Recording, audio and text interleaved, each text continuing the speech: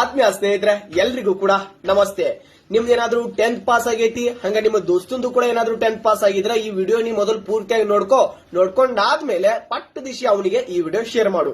ಯಾಕಪ್ಪ ಅಂದ್ರ MTS ಕಡೆಯಿಂದ SSC MTS ಮತ್ತು SSC ಹವಾಲ್ದಾರ್ ಕಡೆಯಿಂದ ವೇಕೆನ್ಸಿ ಕರೆದಿದಾರ.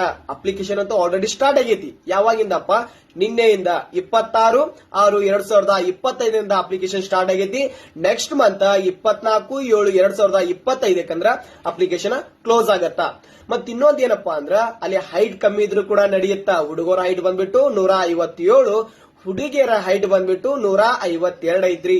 ಕೇವಲ 10th ಪಾಸ್ ಆದ್ರೆ ಸಾಕು, ಯಾವುದೇ ರೀತಿಯಿಂದ ಎಕ್ಸ್ಪೀರಿಯನ್ಸ್ ಕೇಳಿಲ್ಲ.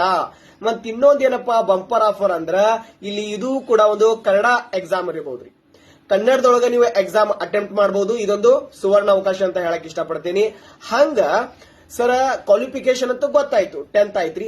ಏಜ್ ಲಿಮಿಟ್ ಏನಿದೆ ಸರ? ನಂದು ಏಜ್ ಸರ 27 ಆಗೈತ್ರಿ ಸರ್, 26 ಆಗೈತ್ರಿ ಸರ್, 25 ಆಗೈತ್ರಿ ಅಂತ ಹೇಳೋರಿಗೂ ಕೂಡ ಇದೊಂದು ವೇಕೆನ್ಸಿ ಬಂಪರ್ ಅವಕಾಶ ಮಾಡಿಕೊಟ್ಟೈತಿ. ಏನಪ್ಪಾ ಅಂದ್ರ ನೀವು MTS ಒಂದು ಹುದ್ದೆಗೆ ಅಪ್ಲಿಕೇಶನ್ ಹಾಕ್ತಾ ಇದ್ರ 18ರಿಂದ 25 ಇರಬೇಕು. ನೀವು ಮತ್ತ SC ST OBC ದವರಿಗೆ ಏನ್ ರೂಲ್ಸ್ ಇದೆ 5 ವರ್ಷ 3 ವರ್ಷ ಅದಂತೂ ರಿಲ್ಯಾಕ್ಸೇಷನ್ ಇರುತ್ತಾ. ಹಂಗ ಹವಾಲ್ದಾರ್ ಹುದ್ದೆಗೆ ಅಪ್ಲಿಕೇಶನ್ ಹಾಕೋರಿಗೆ ಏನಿದೆ ಅಂದ್ರ 18ರಿಂದ 27 ಪ್ಲಸ್ SC ST OBC ದವರಿಗೆ ಏನ್ ರಿಲ್ಯಾಕ್ಸೇಷನ್ ಇದೆಯಲ್ಲ ಅದಂತೂ ಸಿಗತ್ತ. ಹಾಗೆ ದಯಮಾಡಿ ಹೇಳಕತ್ತೇನ್ರಿ, ಅಪ್ಲಿಕೇಶನ್ ಹಾಕೊಳ್ರಿ, ಸ್ಟಡಿ ಮಾಡ್ರಿ. ಮತ್ತ ಅಕ್ಟೋಬರ್ ತಿಂಗಳೊಳಗನ ಎಕ್ಸಾಮ್ ಆಗೋದು ಕೊಟ್ಟಿದ್ದಾರೆ ಡೇಟಾ. ಮತ್ತೆ ನಿಮಗ ಕನ್ನಡದೊಳಗೆ ಎಕ್ಸಾಮ್ ಅಂದ್ರ ಬಹಳ ಇಷ್ಟ ಆಗತ್ತ. ಹಂಗ ನಿಮ್ ದೋಸ್ತಿಗೂ ಕೂಡ ಈ ವಿಡಿಯೋ ಶೇರ್ ಮಾಡು.